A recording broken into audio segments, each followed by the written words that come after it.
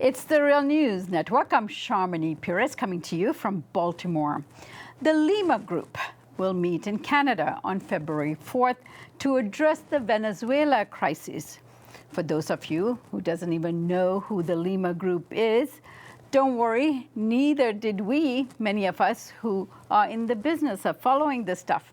It is a multilateral body formed by Canada of Latin American countries that includes Argentina, Brazil, Canada, Chile, Colombia, Costa Rica, Guatemala, Honduras, Mexico, Panama, Paraguay, Peru, Guyana, and St. Lucia. The last two countries just joined. Now, the group was established in August of 2017 as an opposition to the OAS because they couldn't get the decisions that they wanted to get out of the Organization of American States. So they formed a organization to address the Venezuela crisis. And in its mandate, it says that it is established to bring about a peaceful resolution to the Venezuela crisis. Joining me now to discuss Canada's role in the Venezuela crisis today is Yves Engler and Paul Jay. Yves is a Canadian commentator and author of several books, and the most recent one is Left, Right, and Marching to the Beat of Imperial Canada. And Paul Jay is the senior editor-in-chief here at the Real News Network, and he was also the former executive producer of Counterspin, a current affairs debate show that took place in Canada on the Canadian Broadcasting Corporation for nearly 10 years. Thanks for joining us, Paul. Thank you. So, Yves, let me go to you first. First of all, tell us about who or what this Lima Group is, why it was formed, and then, of course, why is Canada leading the charge here along with the United States in the Venezuela crisis? Yeah, so the Lima Group was formed because the governments that were critical of the Maduro government in Venezuela, because they couldn't get resolutions through the Organization of American States. They didn't have the majority of votes to pass resolutions at the OAS. So they basically set up another forum to bring together governments, mostly right-wing governments in Latin America that were critical of the Maduro government, and Canada has played was right there at the founding. Canada hosted I think the third meeting of the Lima Group, and now is hosting a second meeting. I think the first country to host two different meetings of the Lima Group, and this is just one part of a multifaceted Canadian campaign to undermine the Maduro government in Venezuela. And that campaign has, includes all kinds of critical comments against the Venezuelan government. Includes back in September bringing the Venezuelan government for the first time ever that a member state has brought another member state to the International Criminal Court. So Canada and a couple of other governments brought Venezuela to the International Criminal Court. Canada's brought in 3 rounds of sanctions against Venezuela. Canada has been funding opposition groups in Venezuela. Canada's been pressuring Caribbean countries to join the Lima Group, to join the critical statements of the Maduro government. And then in recent last few weeks, last couple of months, Canada's been right at the forefront in this campaign to recognize the head of the National Assembly, Juan Guaido, as the interim president, as the president of Venezuela, and completely reject the legitimacy of the Maduro government. So the Liberal government in Canada is viewed by many as a sort of a progressive-ish government, but the Trudeau government in Canada has been right at the forefront of this campaign to try to undermine the Maduro government. And this is certainly they're looking for. My estimation is their preference would be a military coup, but there is some indication that Canada's even would be fine with a foreign invasion. In fact, when the head of the Organization of American States a few months ago sort of mused about a possible foreign invasion, the Lima Group, or 11 of the 14 members of the Lima Group, criticized the head of the Organization of American States for talking about a foreign invasion. Canada, Colombia, and Guyana were the three countries that refuse to condemn any talk of a foreign invasion. So possibly even Canada's prepared to accept some form of military type intervention as part of this effort to get rid of the Maduro government. All right, Paul, for many of us who feel warm and cozy about Canada being a peace-loving nation that goes around the world with peacekeeping forces and not military forces, of course, that is a mythology. Give us a sense of why and the history of Canada's role in these kinds of situations. Well, let me talk specifically about Venezuela. Just a little note, first of all, Mexico was part of the Lima Group, but now with the new leadership, with AMLO now taking office in Mexico, Mexico is not going along with this plan to recognize Juan Guaido. And Guaido or Guido? I keep mixing it up. Guaido. Guaido, thank you. Is not going along with this and has called for that it is a domestic affair and that there should be negotiations. And Mexico is not the only country of the region. Many, many countries of CARICOM and have come forward and have said they do not support this plan. So the corporate media is trying to make this sound like the whole region's on board with this scheme. Canada's argument here, and it came out in the Canadian press recently, that the formation of the Lima Group in 2017 and for months, Canada's been playing a leading role in preparing for, according to the Canadian newspapers, for exactly what happened, the recognition of Juan Guaido. I keep screwing up his name. I'm sorry, Guaido? Am I saying it right? Yes.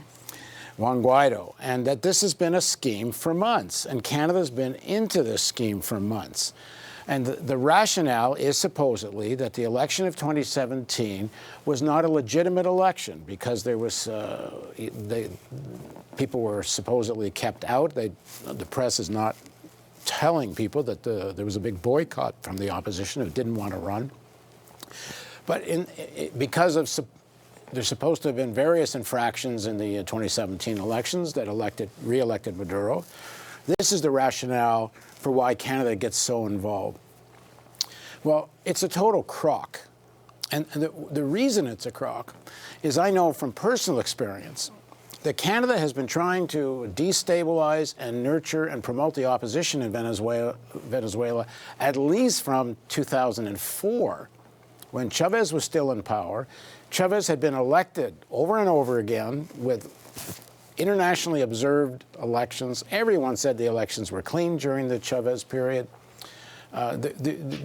Many people that tried to throw the elections into disrepute were invalidated. The Carter Center legitimatized them. I actually personally was on an election observer mission to go to polling stations. And in 2004, 2005, one of the elections leading up to the referendum on Chavez's presidency. And I went to 40 polling stations, and I interviewed opposition people in all 40 polling stations in Caracas, and I asked, have you seen any infractions? And if there were any infractions, were they dealt with properly?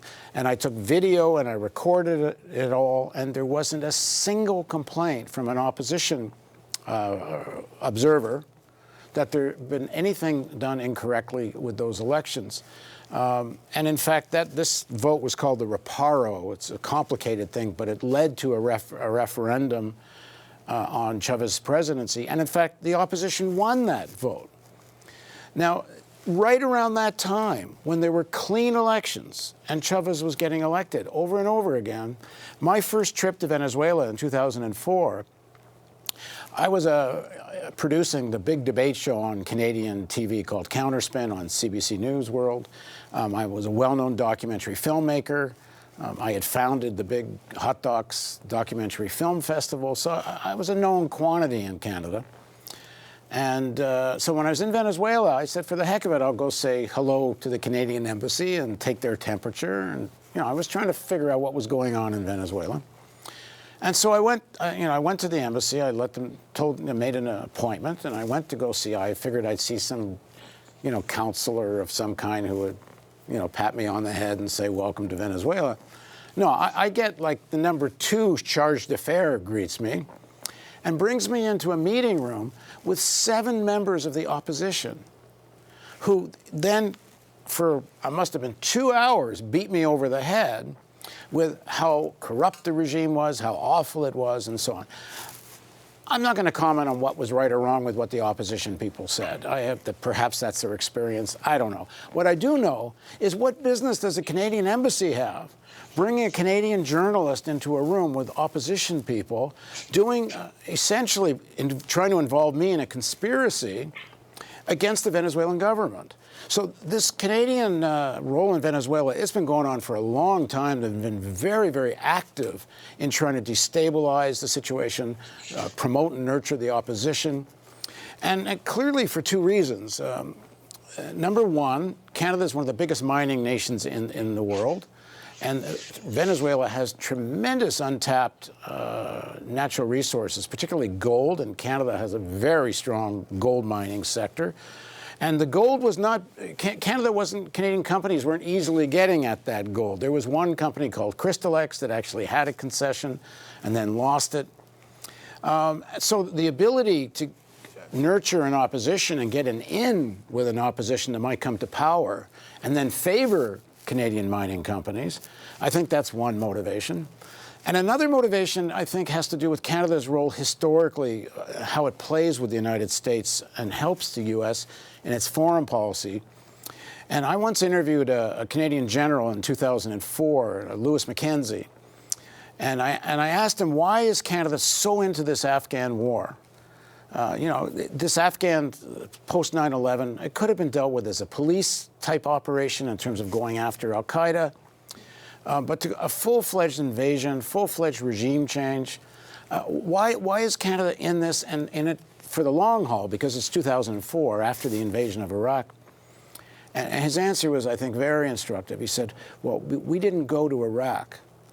So to keep our ability to selling goods into the United States, we needed to pace with some blood. We needed to send troops to Afghanistan and have some Canadian soldiers killed to show we're willing to share the burden. He didn't use the word empire, but that's essentially what he was saying. So this role of Canada assisting in very nefarious American policy and giving it this Canadian, oh, we're for the UN, we're humanitarians, giving it that veneer, it's an important role that Canada plays. But it's, I think now, the recognition of Guaido so exposes Canada because it's such a clear violation of the UN Charter of non-interference in internal affairs. All right, Yves, now the Canadian media wasn't really covering this issue very much till recently, and I saw Thomas Walcom in the Toronto Star do a very good article that reinforces what Paul just said about Canada's role and the interest of trade and, of course, the interest of Canadian corporations getting played out through its foreign policy. And then there was a blast of news in the Globe and Mail today about the Lima Group and so forth. Tell us how the Canadian media is covering this issue, and are they seeing through the farce here about keeping peace in Venezuela? No, I mean, the Canadian media is sort of on 2 hands. On one hand, they are just following the sort of Washington, Ottawa propaganda about how, Maduro is just total dictator that needs to be overthrown.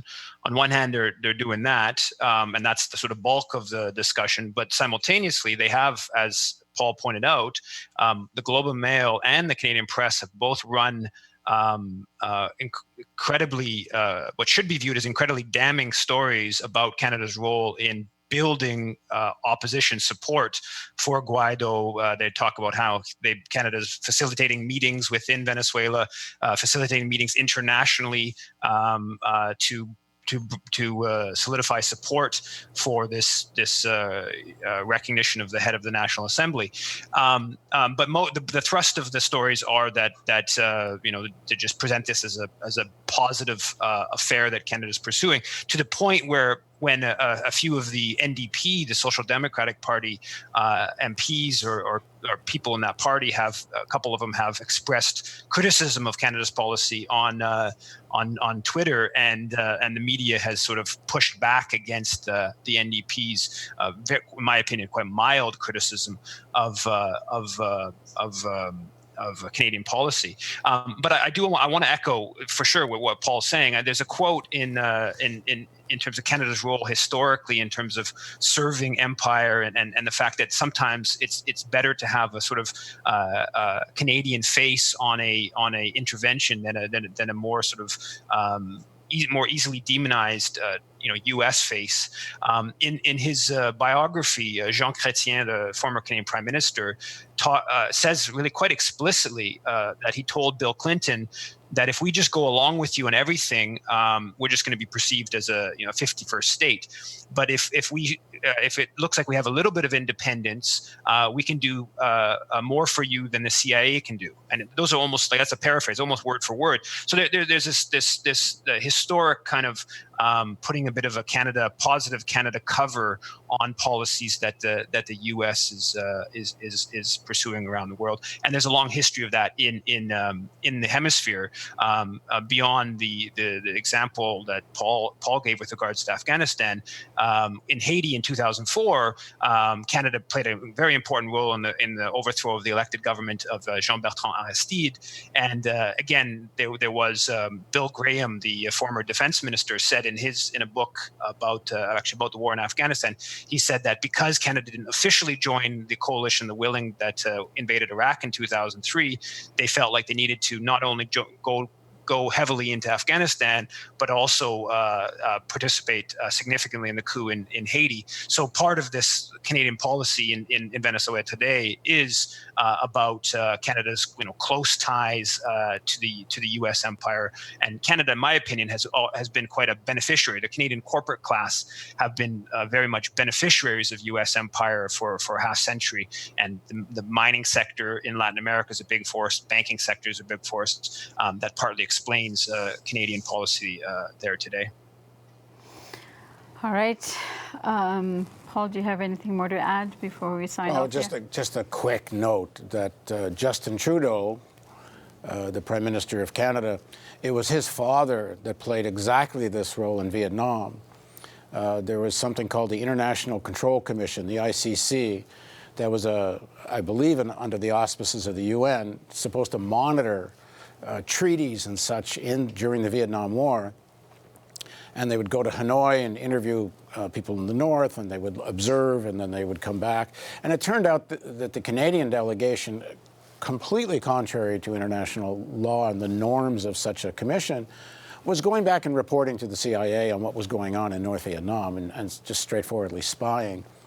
So it seems to be a family business in the Trudeau family to play this kind of a role. And yet at the same time, Pierre Trudeau established a different kind of approach when there was sanctions and the blockade against Cuba, where it was beneficial for Canada to have direct relations different from that of the U.S. In Cuba, where the Canadian companies actually benefited from that as well. Well, it's true, but let's add to that, it was Diefenbaker, the conservative, that established that policy and refused to join the embargo and sanctions that the Americans tried to get Diefenbaker to impose on Cuba.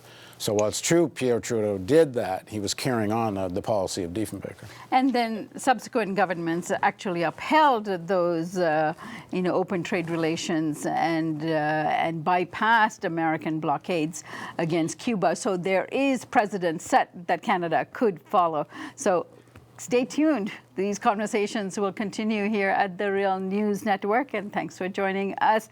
Yves Engler in Toronto. Yes? Montreal. In Montreal. Yves Engler Thanks. in Montreal, and Paul Jay right here at the Real News Studios. Thanks for joining us.